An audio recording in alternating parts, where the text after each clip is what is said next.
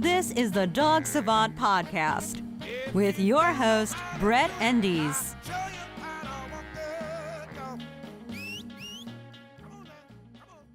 Hey everyone, this is the Dog Savant Podcast, episode 2. I am Brett Endies. I am your host. I'm a professional dog trainer for 25 years, and I focus on problem behavior cases in dogs. Today's episode, number 2, is going to be about leash pulling. So we're going to talk, we're going to jump right into that. I also want to thank you to anyone who listened to episode 1, the welcome episode. It was kind of more of an overview of what to expect. So today we're going to jump into more specific dog related subject matter, or dog training behavior subject matter.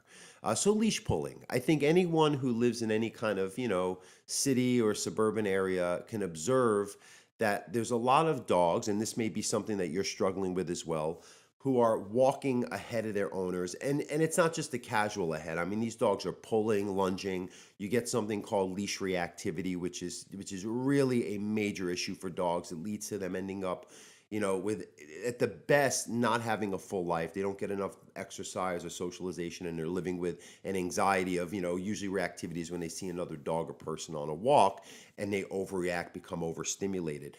And in the worst case, these dogs are getting put in shelters and put to sleep for these behaviors that are really based in a dog having an issue with walking, because unfortunately, we do not understand what drives dogs to pull or to have these issues. And it all comes down to how we properly walk our dog and get them to remain present up to and including when any of these potential triggers would come about. So what I'm getting to is we want to talk about the root of the problem. If we don't know why there's an issue, we're never able to resolve it. And then the second part, I want to talk about some solutions and strategies that you can put in place to help you with the leash pulling issue if you or your dog is struggling with this. So why do dogs pull on a leash? Okay, dogs are natural born hunters. They're meant to forge ahead. They're meant to project to a very specific focal point, and if you will, shoot their body and project to it in the most efficient, quickest way possible to get a means to an end. They have that instinct. So when they're out and about, especially very driven dogs and dogs that are kind of really ready to go and wired in a way where they get easily stimulated, it creates what I call the mental rubber band effect. And it's not a real thing. It's just a term I use to paint a picture for my clients so they can visualize their dog's experience, because it's not like their dog is just like, I feel like pulling. It's not a conscious thought. It's a deep-rooted instinct and impulse that can become a bad habit. So again, what is that mental rubber band syndrome? The way I describe it is your dog may very well see themselves already out down the street on the walk, and you haven't even left the house yet. And then what happens is their body feels like a slingshot trying to get from A to B, where they literally visualize, because if they were hunting or forging ahead in the forest, they would, it would be a very efficient way to operate where you can kind of, not kind of get caught up in any one moment, because you have to get to, again, a means to an end. They're living with us now, and the problem is when dogs are operating that way, when we're just trying to kind of flow together, they're getting overstimulated, and what happens is they're just like in hyperspace mode, and everything is coming at them too intense, and that again not only causes the pulling, it leads directly to your reactivity, your overexcited greetings, you're jumping, you're getting overexcited when they go to a new environment or a new place or there's new things going on. The transitional nature just gets the best of them because they're in a heightened state of alert to begin with. A dog should walk in a more calm, casual, kind of like when you're hiking or you're taking a nice stroll on the beach where you're getting some exercise and movement, but you're kind of just staying in the moment. And we can teach a dog to do that, actually a lot better than humans can remain in the moment. We have our anxieties. Dogs only have it because they live with us and we promote it. So again, we have to work on getting that mental rubber band back to where the dog's physical presence actually is. So that's what we have to do. And again, we'll talk about how to achieve that, because a lot of it is this focus building and teaching a dog a good heel or a sidewalking command like let's go, to focus their mind and body to one position while you're walking together. That really is like the antidote for it. As far as equipment, because I see what happens now is, like I was in Hungary last month, and I was observing, I was in Budapest, and I see all these dogs walking around, and they don't have these issues. They're just calmly walking. They're all on proper collars or training collars.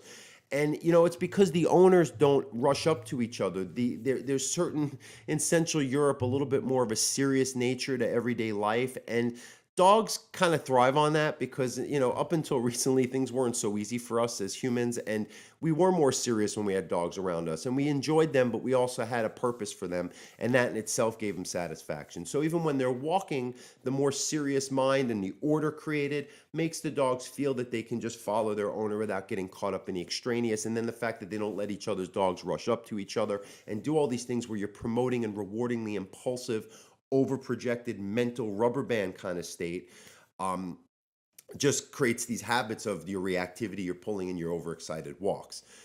So again, what we do in our country and other places in the world is we are being too passive to not only addressing and talking about why, it's a little complicated, if you will, but we have to understand why the dogs pull and why certain dogs have more potential than others. But we also have to use the right equipment. We have to let our emotions go to the wayside and see what's really going on. Unfortunately, a lot of people now are walking their dogs with harnesses. And I get a lot of shit for this because people think that because I'm saying don't use a harness, it means, well, let's just choke the dog to make them listen because I recommend a collar. That's not what's really going on. But the harness does trigger an opposition reflex. It's meant to teach dogs to pull or create physical security for their body, like if they're in a seatbelt or some kind of security harness, even wearing a backpack, that's appropriate. I have cases where we do carting. If you ever see my videos where I cart with the Huskies of Beverly Hills, and we've taught them on a harness, but when I walk them, it's a different thing. It's different scenarios, and dogs are very good at compartmentalizing. So, we teach a dog to pull on a harness for carting or for tracking. On command, when they wear the harness, they know to pull. But if you're walking through your neighborhood, you don't want that. It's going to just lead to not only pulling, if they ever get off leash, they're going to just keep drawing forward and run off, and that's never going to be safe. And they're going to get issues like reactivity and over-impulsive, overexcited greetings.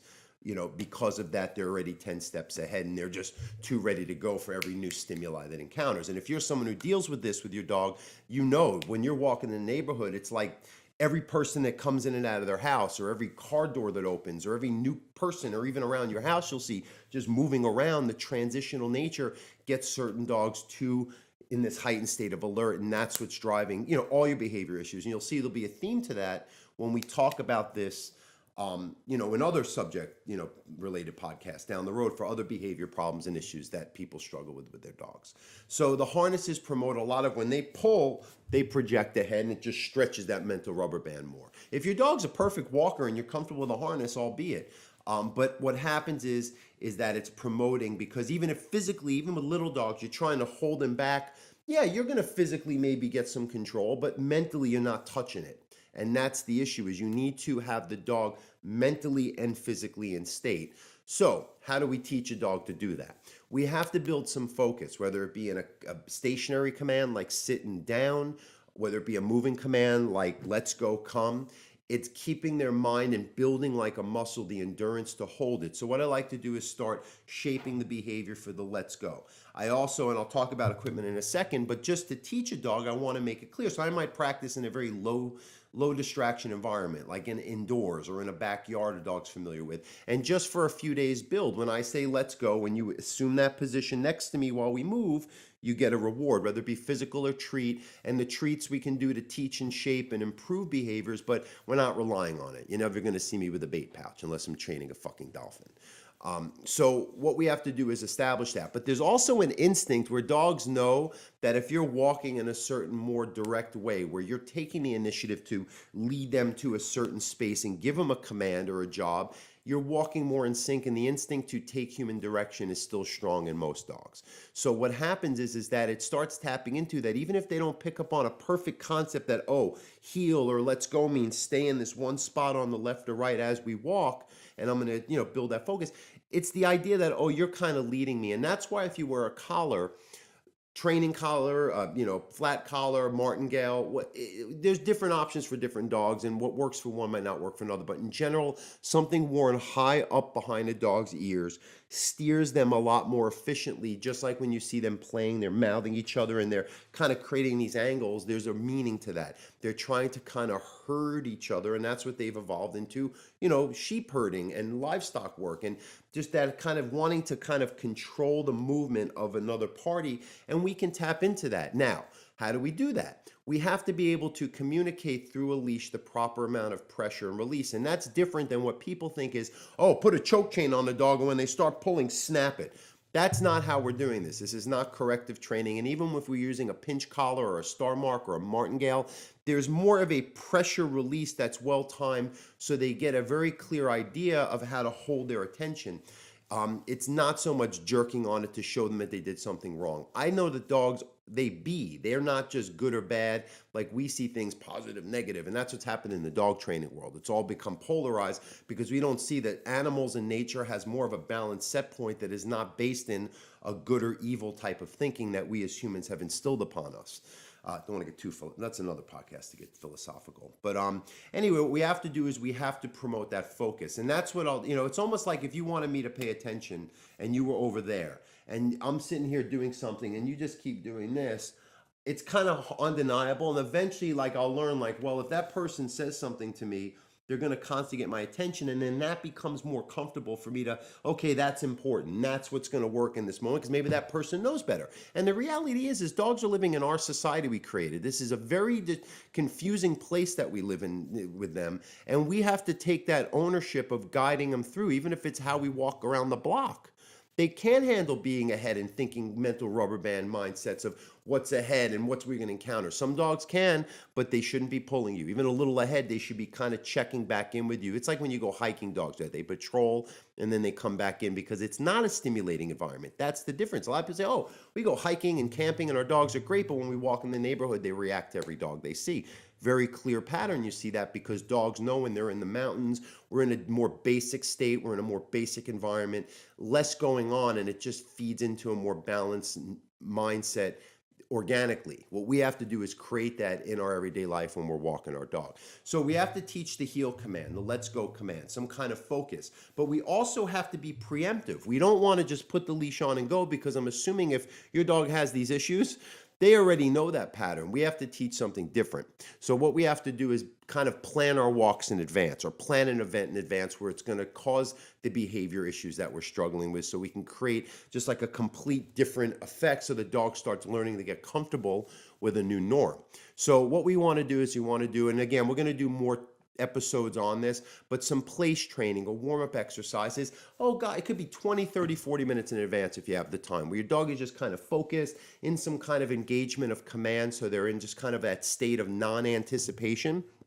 And then you would lead them to the door. You also want to do some exercises when you open and close the door, because it's like opening the gates to Oz. When you open up the door to outside, your dog is like, oh, pulled in, and you have to teach your dog to hold off on that impulse and almost filter it with, like, that mental horse blinders till you lead them out, because that stuff gets the best of them, that excitement. And I'm telling you, you should promote your dog to get excited, but not for the walks, not when you're just living life around the house. It should be like when a child goes to recess or extracurricular sports. Now we're here to go play. Now get excited.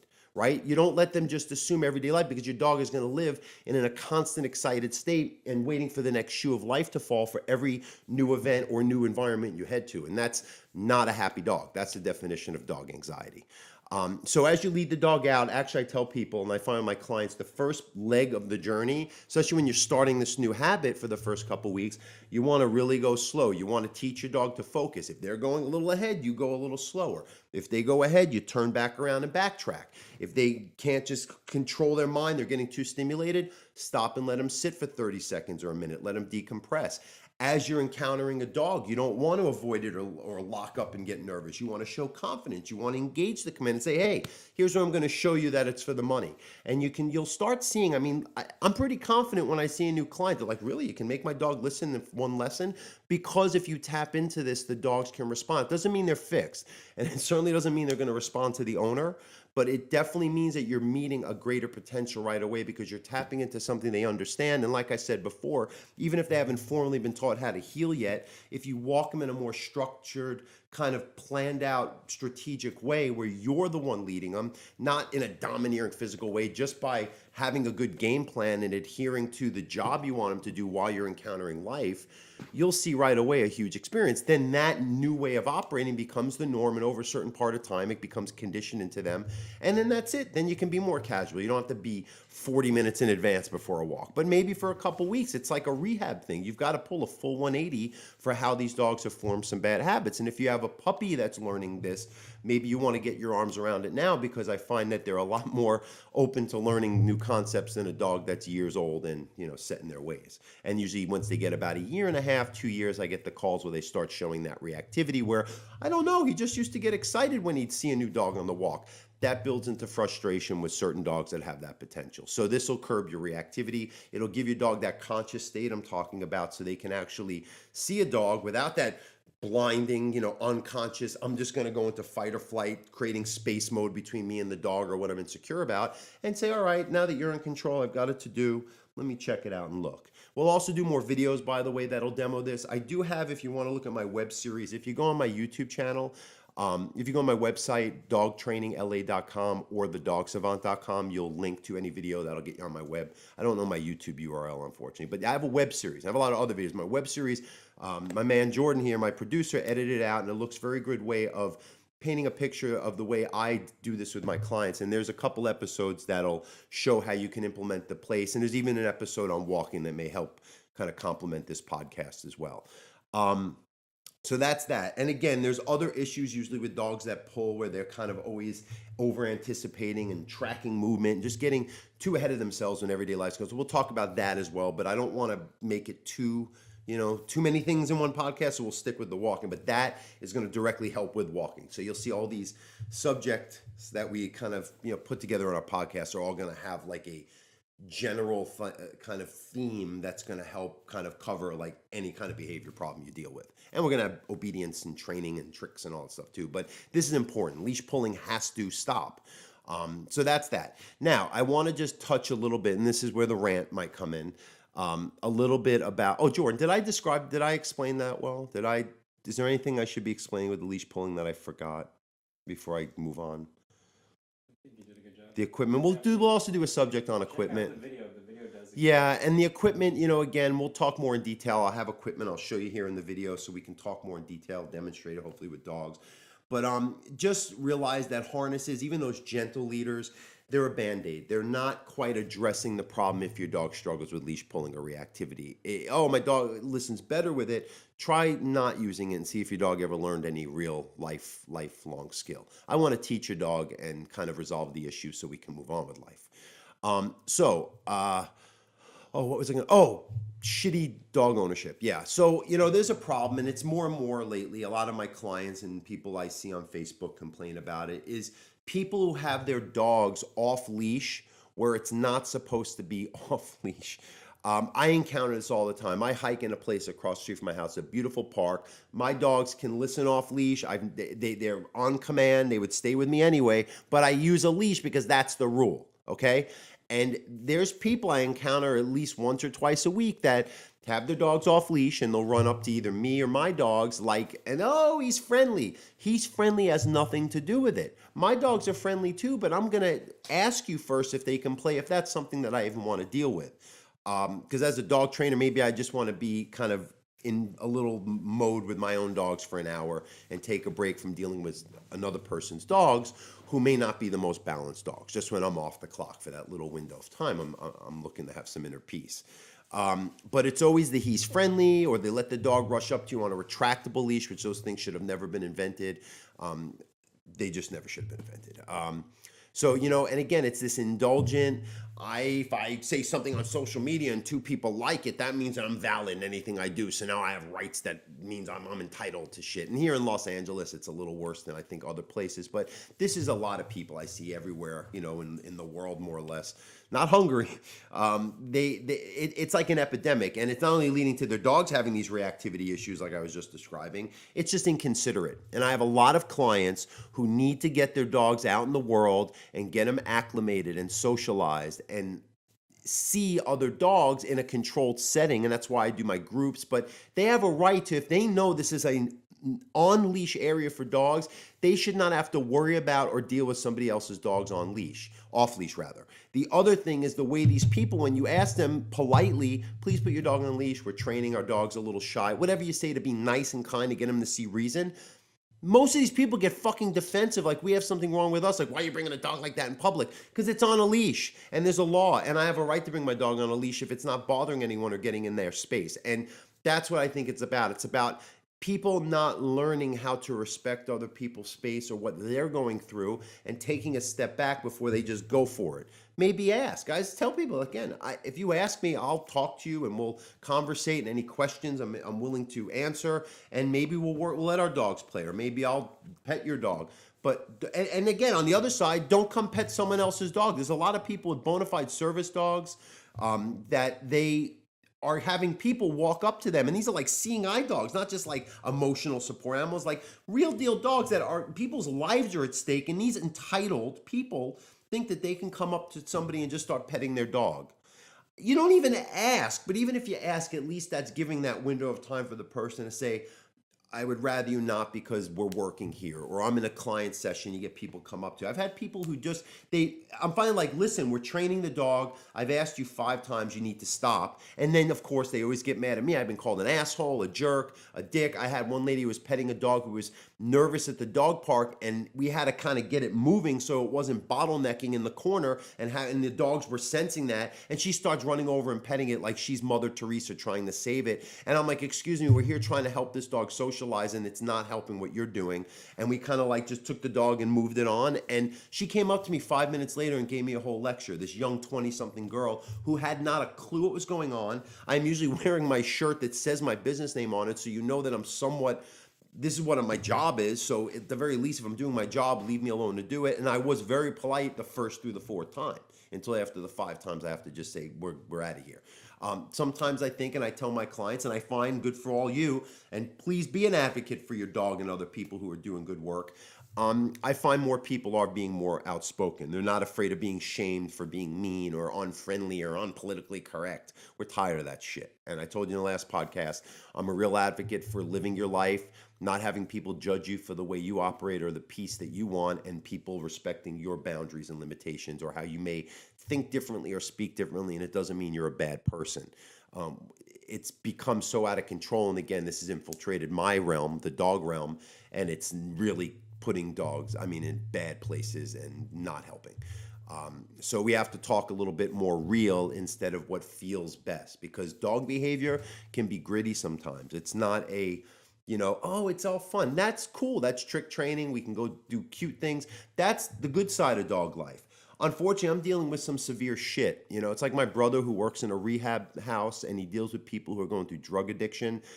That's not the pretty side of therapy. These people are kicking and screaming. And it's funny because I said, why do these people have to come? These people are successful people, and they have to come live and be told how to operate 24/7 by you for 30 days. Well, why is that? He goes, Brett, it's not like they, 24/7, they're doing their habits, but their whole life is revolved around their habits. So they need to learn a whole new regimen of life. So when they go out on their own at some point, it becomes now familiar enough so they can do it independent of me micromanaging it. And this is what happens a lot of times with the dogs. And that's a lot of work. It's a lot of telling the dog they're not doing properly. And I don't believe in what you call punishment. There's some trainers that use I like to look like you hear, deal with why something happens and address the root of it and teach the dog a new experience instead of just wait for it to happen and you're putting out fires. And that's why I say it's like, okay, I keep lighting matches and throwing it on the ground. Eventually a fire's going to start. Why don't I just throw the matches away, and then we don't have that potential, and that's how you deal with the root of an issue. And that's even for human psychology. We're too medicated. We're too avoidant. We're putting a Band-Aid on shit instead of getting in there, the uncomfortable, gritty stuff. And that's what we need to do for dog behavior too. Okay, I think I've said my piece. Let me see any announcements. I took my bow hunter certification on Saturday. I know some of you vegans will love this, and PETA people. I passed. I got a perfect score. I'm now a certified bow hunter. I'm excited. And I've been doing some videos of my adventures of kind of learning how to do this and becoming proficient, where hopefully maybe next year you'll see me on a hunt and just kind of side chronicle thing. Other than that, thank you so much. Please like, share, subscribe. And thank you for watching. And if there's any questions, I also would love to start answering listener questions. I used to do that on my other podcast. So send them, email me, dogtrainingla@gmail.com. And again, my website is dogtrainingla.com or thedogsavant.com. Thank you so much, and stay tuned for episode 3. Have a great day.